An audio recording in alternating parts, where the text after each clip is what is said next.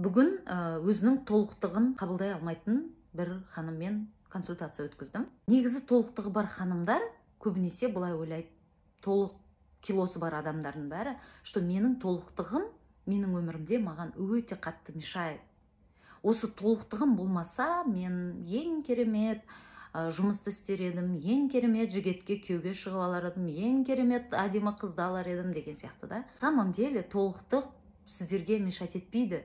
Толықтық сіздерді қорғайды, защищает әртүрлі проблемалардан, әртүрлі психикаңызда болатын бір болдардан қорғайды.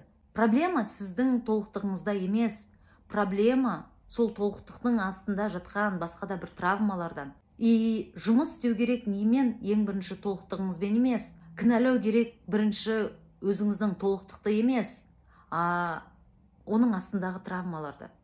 Бұл тек қана толықтық емес, басқа да жағдай, өзінің түрін, құлағын, бетін, білмеймін, грудін қабылдай алмайтын қыздар. Проблема сіздердің денеңізде емес, ең бірінші. Проблема соның астында жатқан өзіңіздің психикаңыздағы басқа бір травмаларда.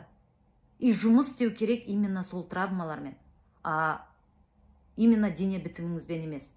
Бұл второстепенный. Первостепенный ол басқа оның астында жатқан травмалар.